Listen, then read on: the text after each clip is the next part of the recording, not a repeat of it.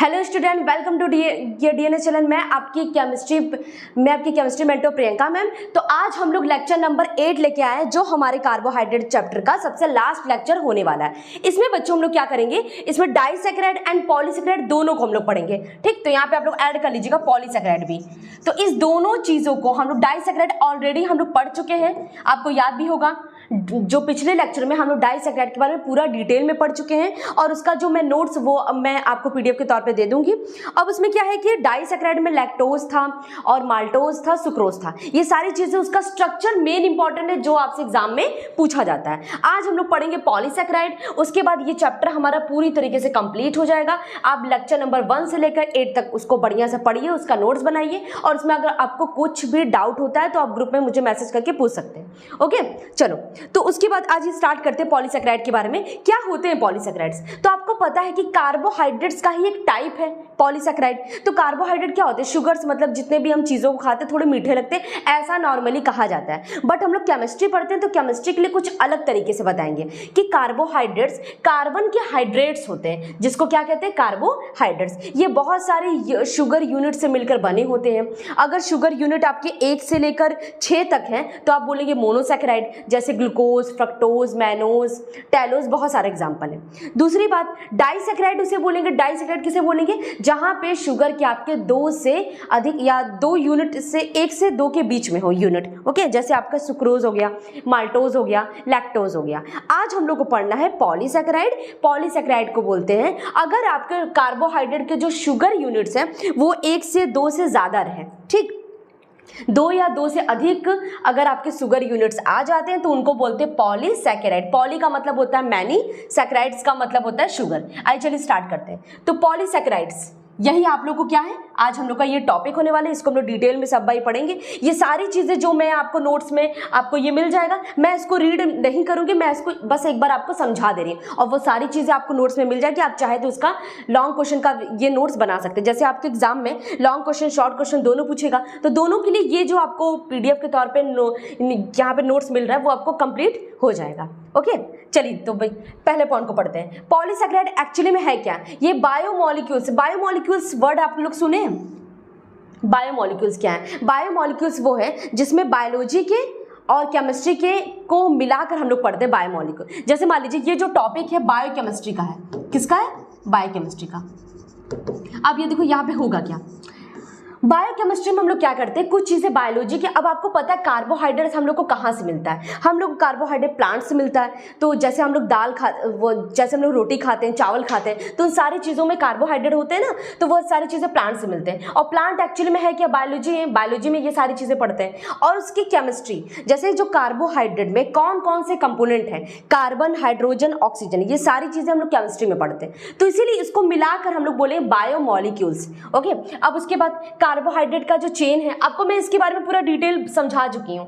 Carbohydrate जो हम लोग खाते हैं तो उससे हम लोग को एनर्जी मिलती है। अब ये क्या होगा? हाइड्रोलाइज होगा। जैसे जो मोनोसैकेराइड होते हैं वो सिंगल यूनिट्स ऑफ शुगर के देंगे, या ऐसे बोल सकते हैं मोनोसैकेराइड आपके हाइड्रोलाइज नहीं होते हैं जल्दी। ठीक है, वो शुगर का एक ही यूनिट है तो वो क्या हाइड्रोलाइज आपको करके देगा? 3-3 कार्बन तो देगा नहीं। अगर आपका 6 कार्बन का वो क्या है, ग्लूकोज या फ्रक्टोज है, तो वो डिवाइड हो गया हाइड्रोलिसिस करके 3-3 कार्बन तो बनाएगा नहीं। ये स्टेबल भी नहीं है, उसको कार्बोहाइड्रेट हम लोग बोल भी नहीं सकते।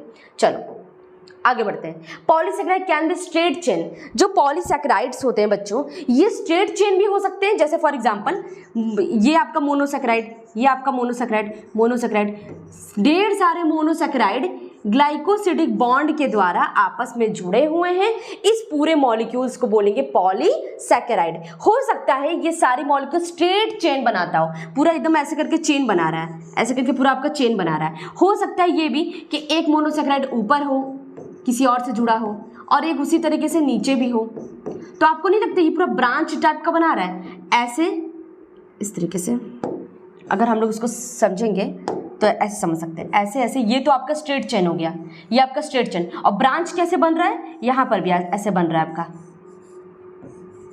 ठीक, तो आप ये बोल सकते हैं पॉलीसैकेराइड 2 तरीके से आपको मिल सकता है। जो मोनोसैकेराइड की जो यूनिट्स है स्ट्रेट में है, लीनियर है।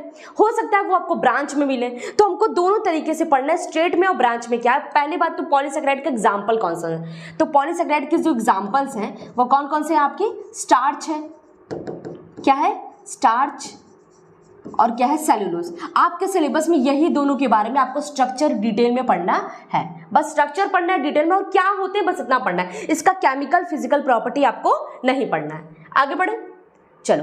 तो यहाँ पे क्या, अब देखिए ध्यान से इसको समझिए, ये जो मैं आपको फिगर आपको लेकर आई हूँ, सोर्सेस क्या है, सेलुलोज, आपको मैं आपको बताया नहीं, स्टार्च पढ़ना है, सेलुलोज पढ़ना है, ग्लाइकोजन नहीं पढ़ना है, पर इसके बारे में एक बार समझ लीजिए क्या है, ये तीन ही मेन होते हैं पॉलीसैकेराइड्स, ओके। और आपको पता है ये, अब यहाँ पे देखिए वन बाय वन, सेलुलोज कहाँ पाया जाता है, ये प्लांट में पाया जाता है, तो इसका सोर्स क्या है, सेलुलोज एक पॉलीसैकेराइड है और इसका जो सोर्स है वो प्लांट है, ओके। अब इसका सब यूनिट क्या होता है, कितने यूनिट से मिलकर बना है, तो बीटा ग्लूकोज। जाहिर सी बात है, एक बात सोचिए, मोनोसैकेराइड में तो बहुत सारे हैं, ग्लूकोज भी है, फ्रक्टोज भी है, मैनोज भी है, टैलोज भी है, एलोज भी है, बट उसमें से कौन सा मोनोसैकेराइड आपको लेना है, तब जाके वो सेलुलोज बनेगा। तो उसका जो मोनोसैकेराइड का जो यूनिट है वो क्या है, बीटा डी ग्लूकोज, ठीक, ध्यान दीजिएगा इस बात को। तो इसका जो सब यूनिट होता है बीटा डी ग्लूकोज होता है। अच्छा, अब इसमें कितने बॉन्ड पाए जाते हैं, तो 1 से लेकर 4 बॉन्ड, ये सारा स्ट्रक्चर बनाते वक्त हम लोग देखेंगे। ब्रांच कौन से हैं, ब्रांचेस,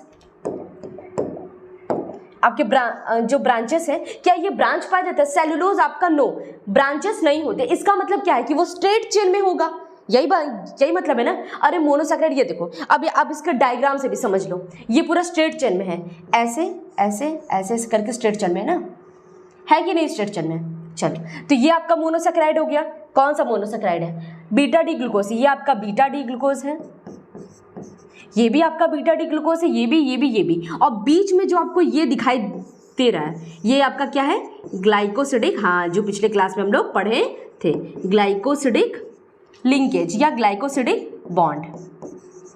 क्लियर है बात। अब आपको पता लगाना होगा किस कार्बन से हम लोग, क्योंकि जो ग्लाइकोसिडिक लिंकेज होता है वो कार्बन नंबर 1 से आपको H2 मॉलिक्यूल को बाहर निकालते हैं, तो ये बॉन्ड बनता है। अब बॉन्ड किसके किसके बीच में, कार्बन नंबर 1 और 4 के बीच में है, 2 या 3 के बीच में, ये आपको पता लगाना है। और ये हम लोग तभी पता लगा सकते हैं बच्चों, जब हम लोग इसका स्ट्रक्चर बनाना सीखेंगे। तो हम लोग को डाइसैकेराइड का स्ट्रक्चर बनाना आ गया, उस तरीके से पॉलीसैकेराइड का बनाएंगे। चलो, अब बात कर लेते हैं शेप का। तो इसका शेप ये देखिए कुछ इस तरीके से है, लीनियर टाइप का। क्लियर है। और ये आप अपने नोट्स में भी इस पूरी चीज़ों को डायग्राम के तौर पे बनाएंगे, और इस बात को, क्योंकि ये आपको पीपीटी के तौर पे मिलेगा, तो आपके अगर नोट्स में रहेगा तो आपको रिवीजन करने में अच्छा रहेगा। ये सारी चीज़ें आप अपने कॉपी में भी, नोट्स में भी बनाइएगा, ठीक। दूसरी क्या है, दूसरा पॉलीसैकेराइड कौन सा है, स्टार्च। ये हमको कहाँ मिलता है, आपको पता है, ये पोटैटो आप लोग खाते हैं, पोटैटो, उसमें स्टार्च होता है, तो ये प्लांट में, और जाहिर सी बात है पोटैटो एक तरह का प्लांट ही है। और जो सेलुलोज है, हाँ, सेलुलोज कौन सा प्लांट तो बहुत सारे हैं, कौन सा प्लांट, तो जितना भी हम लोग पालक खाते हैं, जितना भी हम लोग लीफ वाले वेजिटेबल्स खाते हैं, ग्रीन लीव्स वेजिटेबल, क्या ऐसे, ग्रीन लीफ वेजिटेबल्स, ठीक, जितना भी हम लोग ग्रीन लीफ वेजिटेबल्स खाते हैं उसके अंदर सेलुलोज पाया जाता है। जैसे हम लोग पालक खा लिए, एक चौराई का साग होता है, ये सारी चीज़ें जितना भी हम लोग साग पत्ता ये सब खाते हैं, जैसे घर पे ही बनता है तो आप लोग को अच्छा नहीं लगता होगा, अरे पालक बन गया, ये बन गया, तो वो सारी चीज़ें जितने भी हम लोग खाते हैं उन सब में सेलुलोज पाया जाता है और बहुत इंपॉर्टेंट है हमारे बॉडी के लिए। चलो, अब आपका स्टार्च, तो स्टार्च मेनली कहाँ पाया जाता है, पोटैटो में, और भी सारी चीजें हैं पोटैटो पर। आपको मैं एक एग्जांपल लेकर समझे तो आपके मन में वो इमेजिन हो जाए, ओ पोटैटो के अंदर स्टार्च पाया जाता है, कार्बोहाइड्रेट। जब भी किसी को डाइट करना होता है तो आपसे कहा जाता है आप आलू रोटी ये सारी चीजें छोड़ दीजिए, या किसी को अगर डायबिटीज होता है तो उससे कहा जाता है कि आप ये सारी चीजें मत खाइए। क्यों? क्योंकि वो कार्बोहाइड्रेट है। कार्बोहाइड्रेट का मतलब वो हल्के क्या है, शुगर्स के यूनिट्स हैं, किसमें, स्टार्च में। और क्या मतलब जितना भी हम लोग रोटी खाते हैं, रोटी में कार्बोहाइड्रेट है, चावल में कार्बोहाइड्रेट है, और किसमें क्या है,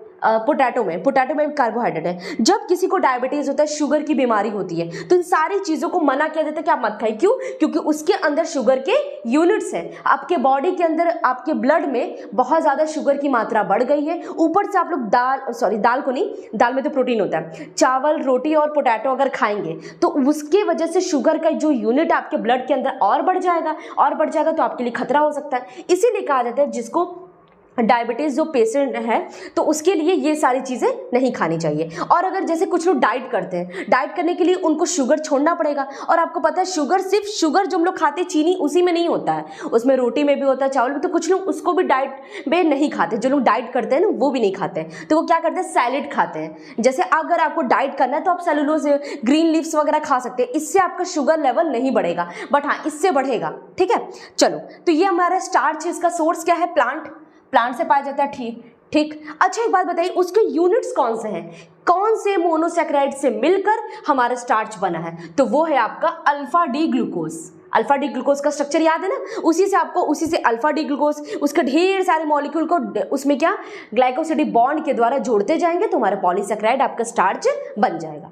ठीक। और हाँ एक बात और, स्टार्च आपका दो पार्ट में होता है, एक होता है, इसके दो टाइप्स होते हैं, एमाइलोज, एमाइलोपेक्टिन। एमाइलोज क्या होता है, एमाइलोज ऐसा स्टार्च का मॉलिक्यूल है, ऐसा पॉलीसैकेराइड है जो आपका स्ट्रेट चेन में रहेगा।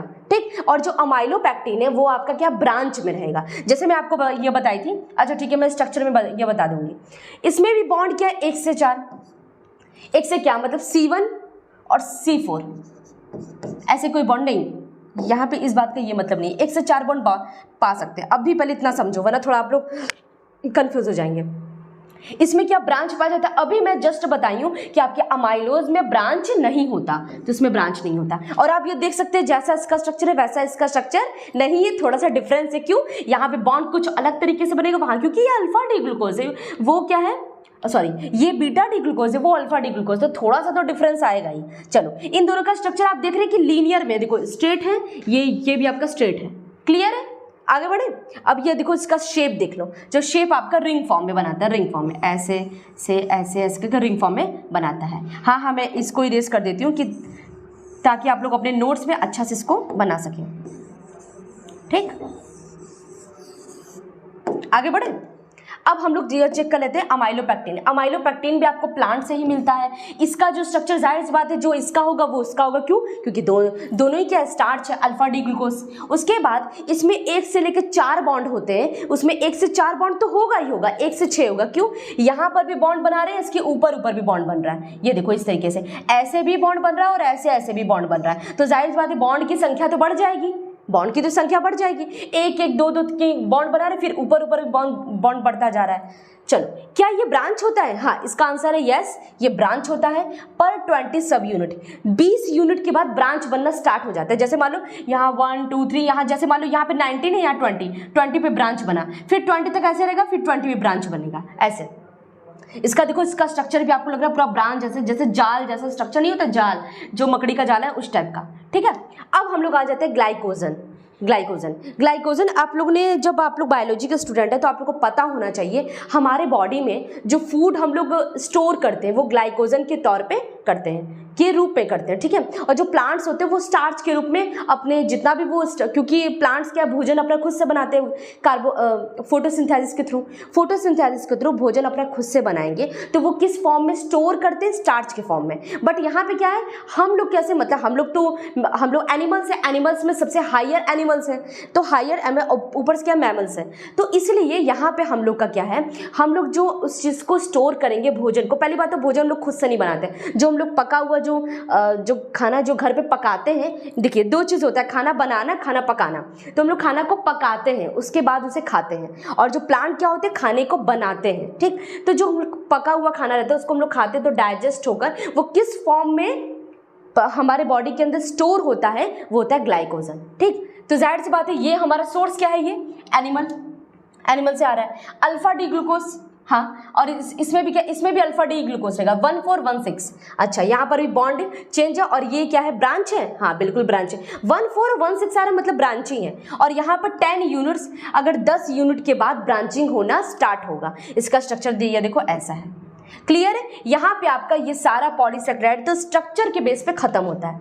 आगे बढ़े, बहुत बढ़िया है, लास्ट टॉपिक है, अच्छा है। इसको हम लोग पढ़ लेंगे। अब इसके कुछ प्रॉपर्टीज को पढ़ लेते हैं। Characteristics of polysaccharide. पहला property, they are not sweet in taste. हाँ, जो अच्छा एक बात बताइए, सोचिए पालक आप खाते हैं, क्या पालक आपको मीठा लगता है? अगर ऐसा लगता तो सारे लोगों को पालक पसंद होता, पर बहुत लोगों को पालक वो जो लीव्स वाली वेजिटेबल्स सबको पसंद नहीं आते। इसका मतलब ये कि हाँ, ये सही कह रहा है, पॉलीसेकेराइड स्वाद में मीठे नहीं होते। दूसरा point, many are insoluble in water. ये पानी में इनसॉल्युबल है, वाटर में इनसॉल्युबल। देखो, कोई भी वाटर में सॉल्युबल तभी होगा, इसका रीजन होता है।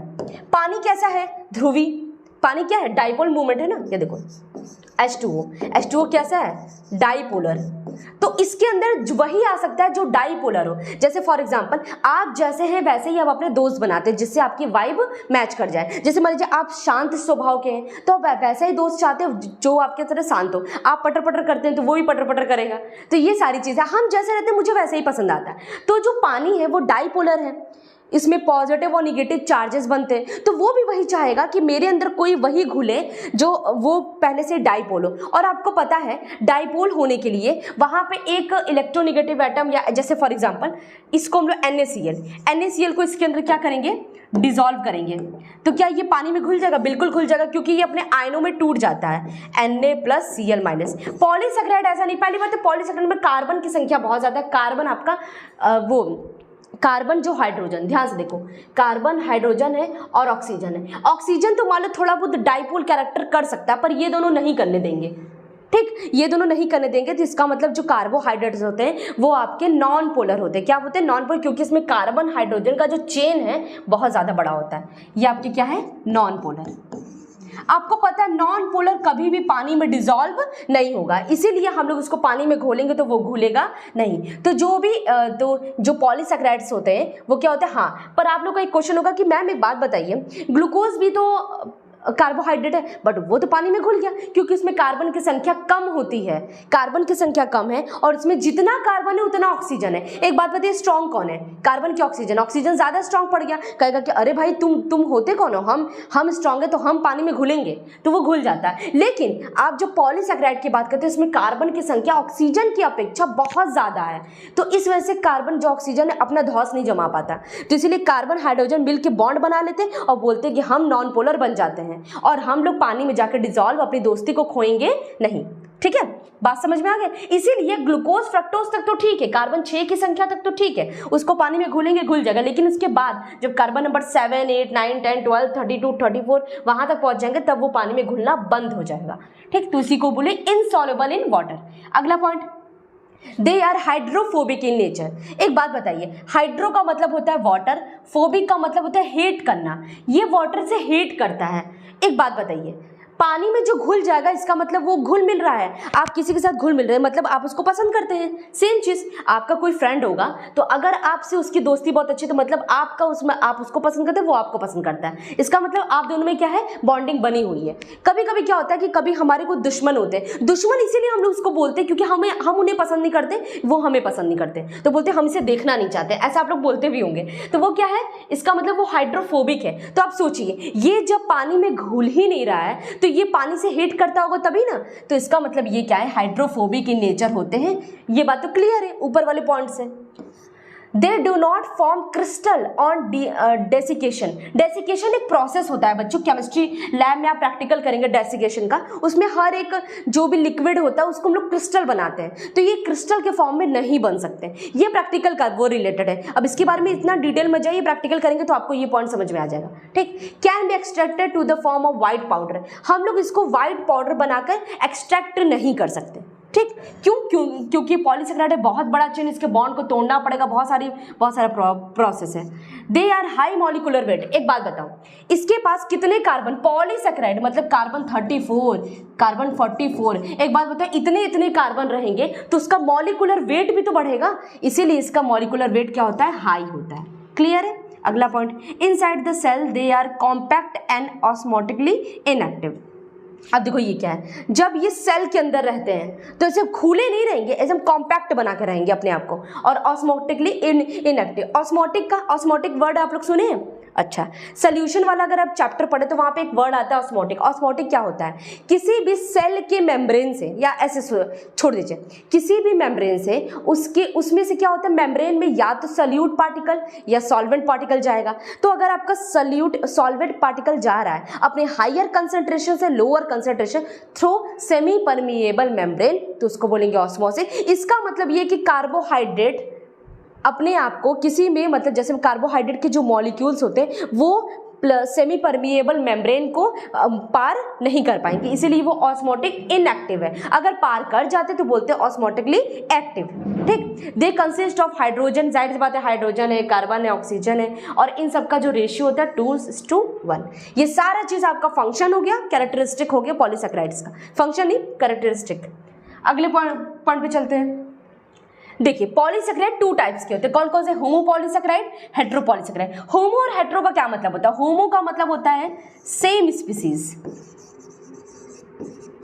स्पीसीज वर्ड बायोलॉजी वाले बहुत अच्छे समझते हैं। सेम स्पीसीज, सेम स्पीसीज कहने का मतलब अगर वो ग्लूकोज के साथ जुड़ा है तो सारे के सारे ग्लूकोज ही रहेंगे, ये बोलेंगे। और इससे जो पॉलीसैकेराइड बनेगा बोलेंगे होमोपॉलीसैकेराइड। अब दूसरा एग्जांपल, यहाँ ग्लूकोज है, फ्रक्टोज है, फिर ग्लूकोज है, फिर फ्रक्टोज है, फिर बीच में गैलेक्टोज आ गया, फिर क्या आ गया, फिर कोई मैनोज आ गया। इसका मतलब इसमें डिफरेंट टाइप के मोनोसैकेराइड पाए जा रहे हैं, तो उसको बोलेंगे हेट्रोपॉलीसैकेराइड। हेट्रो का मतलब डिफरेंट स्पीसीज, स्पीसीज आपके डिफरेंट है। ठीक, क्लियर है कि नहीं बात क्लियर है? तो बोलेंगे हेट्रोपॉलीसैकेराइड। आगे बढ़े, चलो 1 बाय 1 पढ़ते हैं। होमोपॉलीसैकेराइड क्या है? होमोपॉलीसैकेराइड तो आपको मैं बताई दिया सेम कंटेंट होगा, सेम उसके मॉलिक्यूल्स होंगे, तो होमोपॉलीसैकेराइड। इसका एग्जांपल है ग्लाइकोजन, सेलुलोज, और भी शायद कोई एग्जांपल होगा। हाँ, स्टार्च है, इनुलिन है, ये। और आपको क्या पढ़ना है? आपको स्टार्च पढ़ना है और क्या पढ़ना है? सेलुलोज पढ़ना है। बस ये आपको आपके सिलेबस में यही 2 दिया, आपको यही 2 पढ़ना है। Glycogen, it is made up large chain of molecule, हाँ आपको पता है, और ये एनिमल और फंजाई में पाया जाता है। सेलुलोज क्या होता है आपको पता है, प्लांट से मिलता है हम लोग को। इसके बारे में 1 बाय 1 ये सारी चीजें हैं, आप इसको पढ़ भी लीजिएगा। स्टार्च क्या है? स्टार्च के बारे में मैं आपको डिटेल बता दी कि एमाइलोज एमाइलोपेक्टिन से मिलकर बना है, तो स्टार्च के मॉलिक्यूल है। इनुलिन क्या है? Number of fructofuranose molecule. इसके बारे में डिटेल आपको नहीं पढ़ना है, क्या पढ़ना है, तो ये आपको ये नंबर ऑफ उसमें क्या होगा, फ्रक्टोफ्यूरेनोज। जैसे मान लीजिए फ्रक्टोज के जो मॉलिक्यूल है ये आपको इसमें पाए जाएंगे, लिंक टुगेदर इन चेन, और ये सारे के सारे इसमें सारे के सारे फ्रक्टोज मॉलिक्यूल रहेंगे ऐसे, और यहाँ पे आपका बॉन्ड बनेगा, तो यहाँ पे ग्लाइकोसिडिक बॉन्ड बन सकता है। और it is found in the tubers of dahlia, artichoke, ETC। Tubers of dahlia, जो डहेलिया फ्लावर है उसके ट्यूबर में पाया जाता है ये। ठीक, आगे बढ़े। अगला क्या है? हेट्रोपॉलीसैकेराइड। ये सारी चीजें देखिए, देखो बच्चों ये मैं पढ़ दे रही हूँ, ये सारी चीजें आप खुद से पढ़ के नोट्स बना सकते हैं, बहुत इजी। मैं इसको एक बार समझा दे रही हूँ क्या है। हेट्रोपॉलीसैकेराइड में आपका आएगा हेलोनोरिक एसिड। ठीक, अब ये सारी चीजें तो आपको सिलेबस में नहीं है, पर फिर मैं बता रही हूँ। हेट्रोपॉलीसैकेराइड वही होता है ऐसा पॉलीसैकेराइड जिसमें जो नंबर ऑफ मोनोसैकेराइड के यूनिट्स हैं वो डिफरेंट हो। ठीक, तो इसमें ये किससे मिलकर बना? देखो, डी ग्लूरेनोइक एसिड, NH3। अब देखो कितने मॉलिक्यूल आ गए, एक मॉलिक्यूल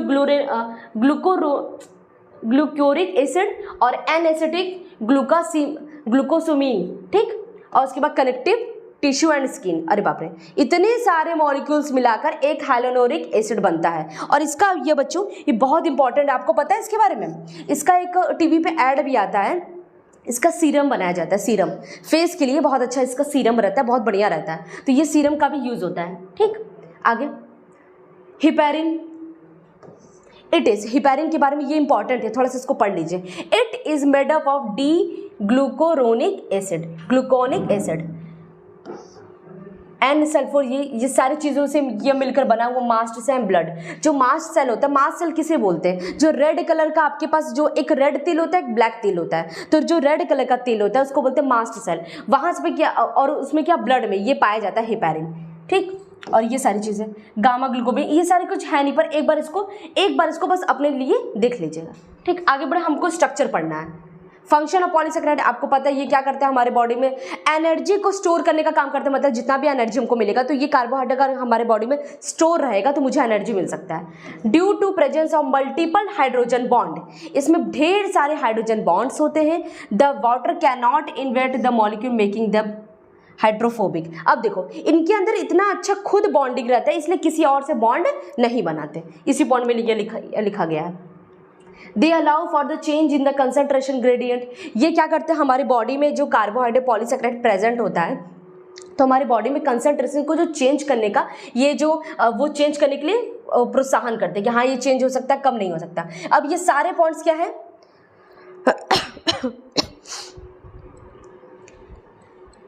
ये सारे पॉइंट्स क्या है, पॉलीसेकेराइड्स के फंक्शंस हैं। एक बार इसको आप देख लीजिएगा, बहुत इजी है, एक बार पढ़िएगा। और ये सारी चीजें, अब इस चीज को मैं क्या ही बताऊं। अब मेन चीज हम लोग मेन टॉपिक पे हम लोग आते हैं, वो क्या है, इसका स्ट्रक्चर। देखो स्टार्च का हम लोग को एमाइलोज का, एमाइलोपेक्टिन का और सेलुलोज तीनों का आपको स्ट्रक्चर आना चाहिए। आइए ये चलिए इसका स्ट्रक्चर बनाते हैं। अब ये देखो, जो आपका सबसे पहले हम लोग किसका बनाएंगे,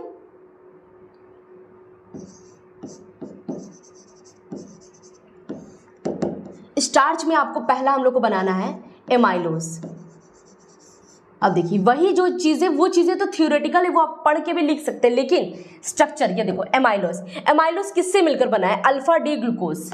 चलो बना लो alpha D glucose.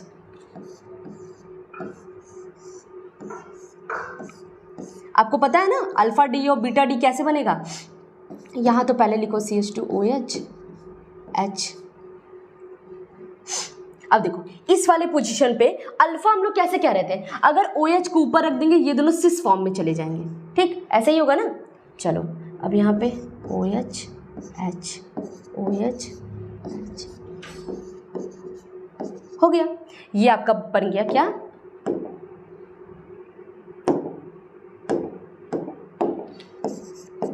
Alpha D glucose. इसी तरह सेम टू सेम आगे भी बनाओ, क्योंकि आपको पॉलीसेकेराइड बनाना है, आपको पॉलीसेकेराइड बनाना है, ठीक। अब इसी तरीके से एक और बनाओ। अब मैं आपको समझा दे रही हूँ, ये बनाने का काम आपका खुद का है, क्योंकि मैं इतने बार आपको स्ट्रक्चर बना चुकी हूँ। CH2OH सब कुछ सेम बना दो, ठीक। H एक काम करो, ये सबको बनाने की कोई जरूरत नहीं है, बस यहाँ पे बना दो। अल्फा डी आपको सब बनाना है, ठीक है। एक यहाँ पे और बनाओ,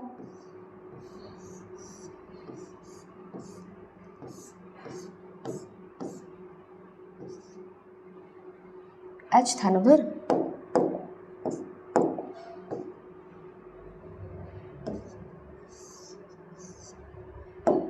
यहाँ पे देखो HOH और यहाँ पे आपका OH था, H था। एक और बनो, ये बाकी सब सेम रहेगा, ठीक। बाकी सब क्या है, सभी से आपके सेम है। अब मैं आपको एक आइडिया बता रही हूँ, आप उसके बाद एमाइलोपेक्टिन का खुद से बनाएंगे। OH H OH। अब देखो होगा क्या, इन सारे को हम लोग क्या करेंगे, ऐड करेंगे। आपको पता है ढेर सारे मोनोसैकेराइड्स को ऐड करते हैं, मतलब उनके बीच में बॉन्ड बनाते हैं। कौन सा बॉन्ड बनाएगा, ग्लाइकोसिडिक बॉन्ड। अब देखो ये बॉन्ड बन कैसे रहा है,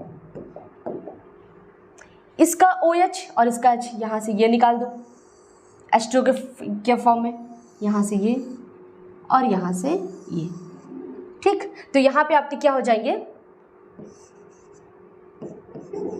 3H2 आपके बाहर हो गए। तो ये देखो बन कैसा गया स्ट्रक्चर।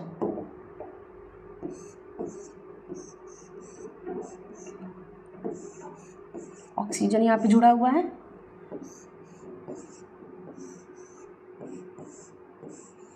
बाकी सब जो है वो सारी जो चीजें हैं आप लोग अपने से भी बना सकते हैं, ठीक। मैं आपको बस एक तरीका बता रही हूँ कैसे होगा, ये बनाते जाओ। देखो ये आपका बन गया क्या, ये आपका बन गया एमाइलोज। अब आपको ध्यान देना है, हम लोग किस कार्बन से वो निकाले थे H2O। कार्बन नंबर ये 1 था और ये 1 2 3, अच्छा यहाँ से काउंट कर लो, 2 3 4 5 6। और कार्बन नंबर 4 से कार्बन नंबर 1 से निकाले हैं, मतलब ये जो सारे में जो बॉन्ड है वो पाया गया है carbon number 1 and carbon number 4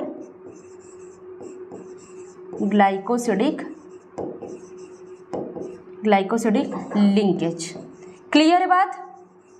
अब देखो पॉलीसैकेराइड में अगर आपको स्टार्च का स्ट्रक्चर बनाना है, स्टार्च तो आपके दो होते हैं, अमाइलोज, अमाइलोपेक्टिन। अमाइलोज में जो यूनिट होते हैं मोनोसैकेराइड के सारे अल्फा डी हैं, तो बहुत ईजी है इसको बनाना। अल्फा डी पूरा मॉलिक्यूल बना लो, बनाने के बाद सब में से H2O मॉलिक्यूल बाहर निकाल देना। कहाँ से? कार्बन नंबर 1 से निकालना, कार्बन नंबर 4 से।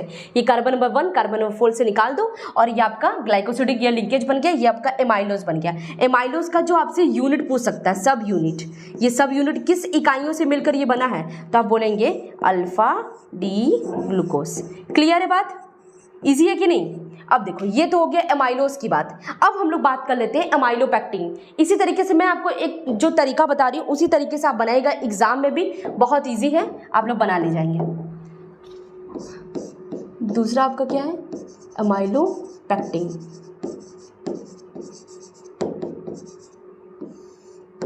एमाइलोपेक्टिन में आपको पता है क्या क्या था? चलो आइए ये देख लेते हैं। अमाइलोपेक्टिन में अल्फा डी ग्लूकोज थे, लेकिन चेन फॉर्म में। अब ये थोड़ा बनाना मैं समझ रही हूँ आप लोग के लिए थोड़ा टफ होगा। देखो कुछ नहीं करना है, अल्फा डी ग्लूकोज बनाओ,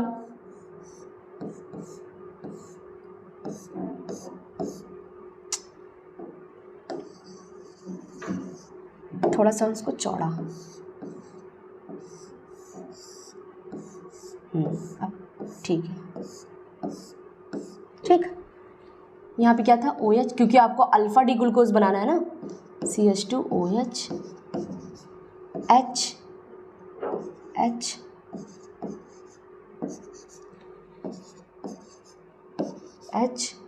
OH H, ठीक। अल्फा डी ग्लूकोज आपको बताना, क्योंकि आपको पता है अमाइलो जो पेक्टिन होता है, अमाइलोपेक्टिन में स्ट्रेट, वो पिछले वाले में स्ट्रेट चेन था, इसमें देख लो ये आपका चेन आपको कैसा दिखाई दे रहा है? पूरा स्ट्रेट है ना, तो यहाँ पे साइड में लिख लेना स्ट्रेट चेन, या इसको बोल सकते हैं linear straight chain structure or linear structure.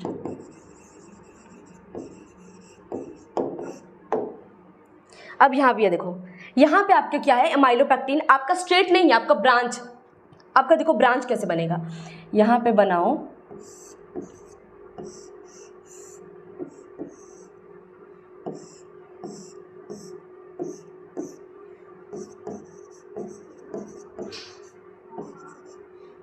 ठीक, H। फिर से आपको अल्फा डी ग्लूकोज बनाना है, ये बन गया, ये अल्फा डी ग्लूकोज, ये अल्फा डी ग्लूकोज। अब एक दो और बनाओ,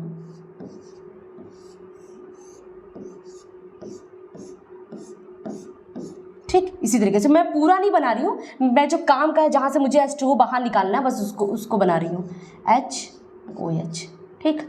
अब यहाँ पे OH। एक और बनाओ, आपको इसी तरीके से एग्जाम में बनाना है, तो बहुत इजी है, एक दो बार आप प्रैक्टिस कर लेंगे बस आपसे बन जाएगा, ठीक। यहाँ पे बना दो OH, सॉरी OH नहीं, ये नहीं था इधर, OH।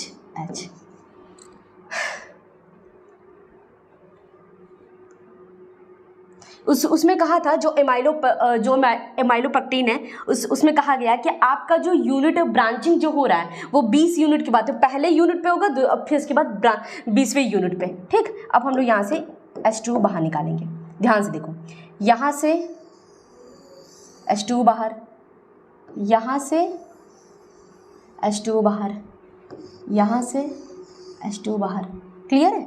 अब देखो यहाँ पे स्ट्रक्चर कैसा बनेगा। अब इस चीज को ध्यान से याद क्या देखना,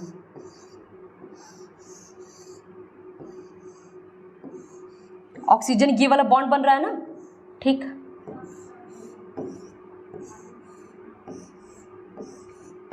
ये वाला बॉन्ड बन रहा है, क्लियर है? अब यहाँ पे देखो, यहाँ पे कैसा बॉन्ड बन रहा है, ये है ना। अब यहाँ पे एक ऑक्सीजन बचा हुआ है और इसके बाद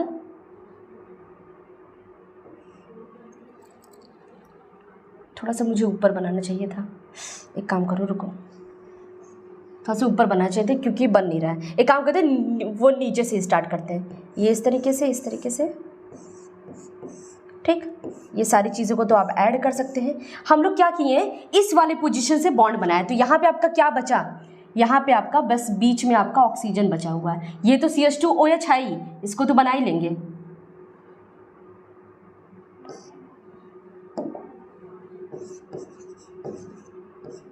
ऑक्सीजन अभी ये ऊपर वाला बचा है, फिर जगह कम पड़ गया।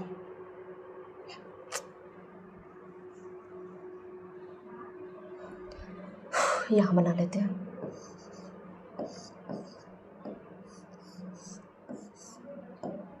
इस वाले पोजीशन पे ऑक्सीजन बचा हुआ है।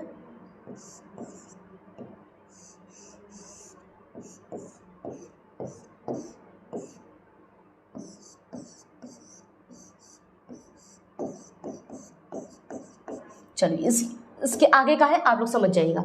अब देखो कौन कौन से यहाँ पे बॉन्ड पाया जा रहा है। बॉन्ड को पहले समझना जरूरी है। ये तो आपका कार्बन नंबर 1 और ये कार्बन नंबर 4 है, तो C4 यहाँ पे हम लोग ये लिखेंगे, ये वाला जो लिंकेज पाया गया है इसको लिखेंगे C1 and C4 glycosidic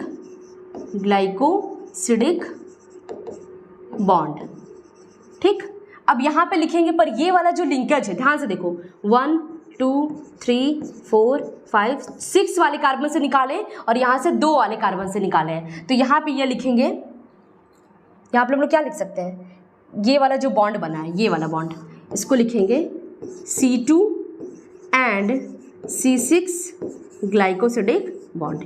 clear है? इसी तरीके से आपको क्या करना है, बॉन्ड बनाना है। ये आपका बन गया एमाइलोपेक्टिन। क्या बना आपका, ये आपका बना है एमाइलोपेक्टिन। आप यहाँ पे देख सकते हैं कि ये आपका क्या है, ब्रांच है। कैसा है, ब्रांच्ड है। चलो यहाँ पे बस आपसे एग्जाम में इन सब का स्ट्रक्चर पूछेगा, वो जानना चाहेगा कि आपको बॉन्ड के बारे में पता है कि नहीं। ग्लाइकोसिडिक बॉन्ड H2O मॉलिक्यूल कहाँ से निकलता है, तो H2O 1 2 3 मॉलिक्यूल यहाँ पर भी निकला, 3 मॉलिक्यूल ऑफ H2O के बाहर निकले और इसमें से बॉन्ड बना, पर बॉन्ड दोनों का बॉन्ड अलग अलग है। ठीक, इस बात को ध्यान दीजिएगा। ये आपका स्टार्च यहाँ पे कंप्लीट हो गया, एमाइलोज एमाइलोपेक्टिन। अब आपको क्या करना है, अब मैं होमवर्क में दे रही हूँ, अब आपको बनाना है किसका, सेलुलोज का। तो आपको पता है जो सेलुलोज बना होता है वो अल्फा डी ग्लूकोज से बना होता है, वो भी स्ट्रेट होता है। ये बहुत ज़्यादा सिंपल है, बीटा डी ग्लूकोज से मिलकर बना होता है। बीटा डी कैसे बनाएंगे, अल्फा बीटा आपको बनाने आता है ना। अल्फा हम लोग इसलिए करे थे क्योंकि CH2OH और यहाँ वाला OH सेम था, अब इसको यहाँ पे डिफरेंट कर दो, बस ये अब आपका बन गया बीटा। ये आपका ट्रांस फॉर्म में है, ट्रांस यानी बीटा डी ग्लूकोज। क्लियर है? बस इसी से क्या करो, एक और लो बीटा डी ग्लूकोज, फिर एक और लो, फिर एक और लो, उसमें से H2O मॉलिक्यूल बाहर निकाल दो और उसमें से, अब देखो ध्यान देना, यहाँ पे क्या जो यहाँ पे एमाइलोज में है, एमाइलोज में आपका जैसा बॉन्ड बना वैसा इसमें भी बनेगा नहीं, बस इसी चीज़ का डिफरेंट है, ध्यान यह देना इसमें। मुझे लग रहा है आई थिंक इसे मुझे बनाना ही पड़ेगा, चलो बना ही देते हैं। क्या है, अब फिर से आपको बीटा डी बनाना है। यहाँ पे तो आपका HOH रहता ही था। अब ये देखो, आप लोग H2O निकालेंगे कहाँ से, अगर आप लोग H2O ऐसे करके निकालेंगे तो बहुत दिक्कत हो जाएगा, क्योंकि आपका क्या है, आपका H2O निकलेगा तो बीच में ऑक्सीजन बचेगा ही नहीं। बीच में ऑक्सीजन बचेगा, OH यहाँ चला गया, H यहाँ चला गया, तो क्या करेंगे हम लोग,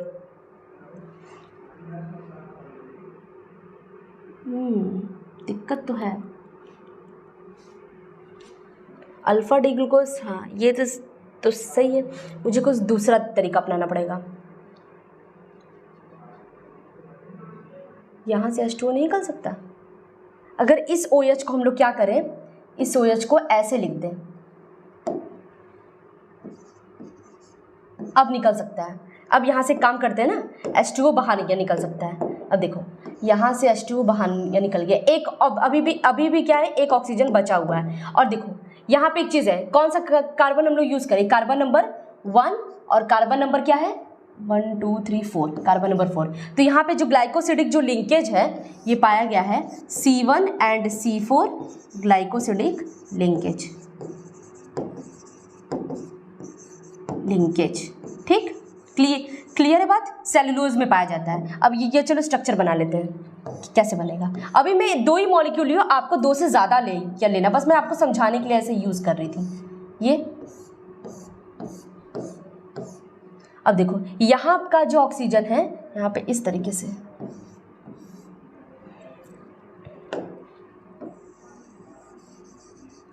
काम करते हैं, पूरा ही मिटा देते हैं। बहुत गर्मी है भाई।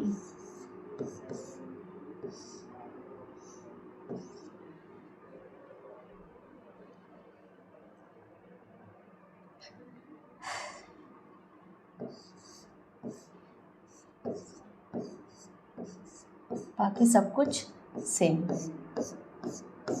क्लियर है?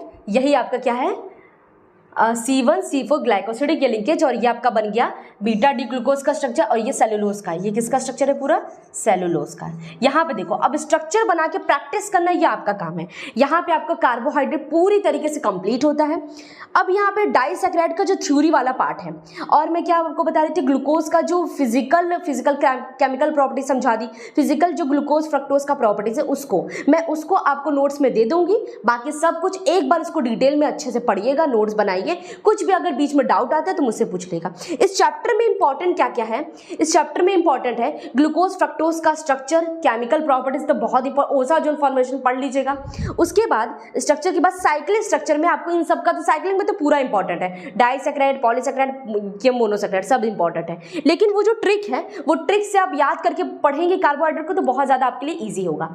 तो यहां तक कंप्लीट होता है। अब नेक्स्ट लेक्चर में हम लोग आपका क्या पढ़ेंगे? प्रोटीन्स के बारे में। जो प्रोटीन्स होता है वो अमाइनो एसिड से मिलकर बना होता है। तो पहला लेक्चर उसी पे होगा, इंट्रोडक्शन हम लोग पढ़ाएंगे, फिर आगे उसको प्रोसीड करते हैं। ओके, तो आज के लिए सिर्फ इतना ही। मिलते हैं यहाँ पर।